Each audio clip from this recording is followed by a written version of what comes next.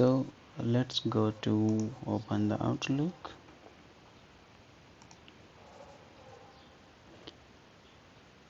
Like you can share your Outlook calendar to someone with your internal organization, and he can see your meeting invites, your calendar.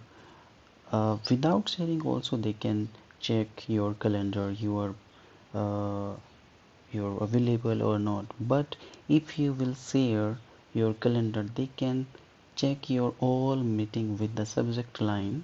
Okay, and if you're not sharing your calendar to someone, so they can see only you're busy or you are available, but they cannot see your meeting subject line and any other details. So if you share your calendar to someone with your teammates or your any person, so they can check your subject lines and meeting participants and also all details which is you mentioned in your calendar.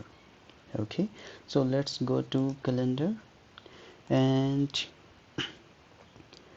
go to three dots. Here is your option share. Okay, calendar. Okay, so you want to share your calendar someone, like I want to share calendar like user 2. Select this one and click on OK.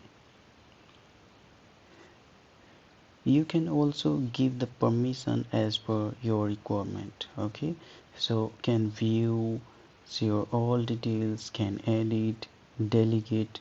Delegate options, they can manage your calendar as well. So we can give the access only, can view all details. Okay, and apply and okay. Now my calendar will shared with a user 2 and he can check all details user 1 calendar, meeting, invitation, recipients as well, and where he can check the your shared calendar. So we can check here. Here is automatically will be uh, reflecting shared calendar in your Outlook profile.